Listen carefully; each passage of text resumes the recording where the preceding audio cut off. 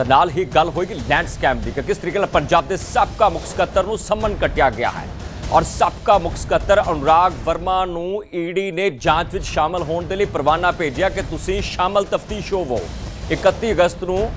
ਤਫਤੀਸ਼ ਵਿੱਚ ਸ਼ਾਮਲ ਹੋਣ ਦੇ ਲਈ ਆਖਿਆ ਗਿਆ और IAS ਕਮਲਪ੍ਰੀਤ ਕੌਰ ਬਰਾੜ ਦੀ ਗੱਲ ਕਰ ਰਹੇ ਹਾਂ ਕਿ ਕੱਲ ਉਹਨਾਂ ਨੂੰ ਫਿਰ ਤੋਂ ਤਲਬ ਕੀਤਾ ਗਿਆ ਜਲੰਧਰ ਵਿੱਚ ईडी ਦਫ਼ਤਰ ਵਿੱਚ ਪੇਸ਼ ਹੋਣ ਦੇ ਲਈ ਕਿਹਾ ਗਿਆ। कमलप्रीत कौर बराड़ इस तो पहला 18 अगस्त को ईडी दफ्तर पेश हुई सन और कमलप्रीत बराड़ तो पहला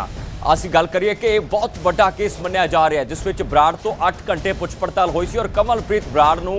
कई दस्तावेज लियाउण लई ईडी ने ताकीद की और हुण जानकारी मिल रही है कि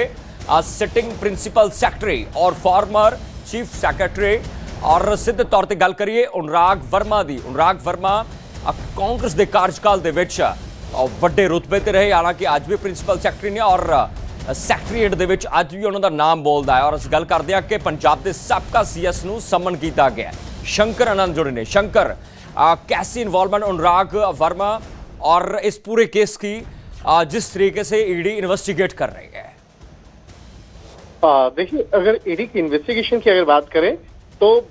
सनटेक सिटी और Altis space builder private limited से जुड़े हुए लैंड यूज को बदलने और लेआउट में कथित तौर पर जो गड़बड़ी के मामले में IAS अधिकारी अनुराग वर्मा को केंद्रीय जांच एजेंसी ईडी के द्वारा तलब किया गया है। आरोप है कि कथित तौर पर नियमों में बदलाव करके निजी बिल्डरों को ये फायदा पहुंचाया गया। इसी मामले में मेगा प्रोजेक्ट जो है मयूर रोड इको सिटी की ग्रुप हाउसिंग सोसाइटी में के ट्रांसफर को लेकर भी सवाल उठ रहे हैं और आरोप के मुताबिक इस साइट्स को GMA DA को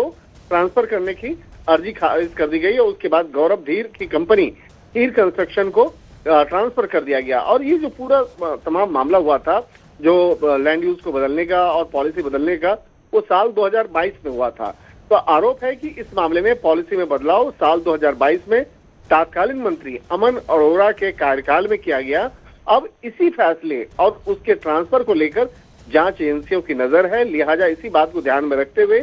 IAS अधिकारी अनुराग वर्मा को ईडी के द्वारा समन भेजा गया है और उन्हें पूछताछ के लिए बुलाया गया है। और देखा जाए सनटेक सिटी को लेकर जो आरोप है कि बिल्डर की ओर जिस तरह से बकायदा एक कथित तौर पर तमाम जो बदलाव किए गए, पॉलिसी के साथ खिलवाड़ किया गया, तो ईडी अब इस मामले की जांच कर रही है कि लेआउट और लैंड यूज में किए गए कथित बदलाव में से किसको फायदा हुआ और फैसला लेने की प्रक्रिया क्या थी, इससे अधिकारियों की क्या भूमिका रही है। एक तरह से कह सकते हैं आने वाले दिनों में कई लोगों की मुश्किलें बढ़ सकती हैं। और जिस तरह से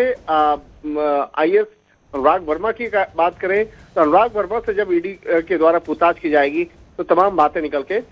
सामने आ सकती हैं और कई लोगों की और भी मुश्किलें बढ़ सकती हैं। बिल्कुल, बहुत शुक्रिया शंकर। ਤਾਂ ਇਹ ਬਿਨਿਸ ਕਤਰਤ ਵਿੱਚ ਗੱਲ ਬੜੀ ਚਰਚਿਤ ਹੈ ਕਿ अनुराग वर्मा ਅਜਿਹੇ ਅਫਸਰ ਮੰਨੇ ਜਾਂਦੇ ਆ ਕਿ ਜਦੋਂ कोई फाइल उन्होंने को आती है तो इकल्ले इकल्ले शब्द को पढ़ के दस्तखत करने वाले मन्ने जाते हैं। किस तरीके के नाल की ग्लिच होया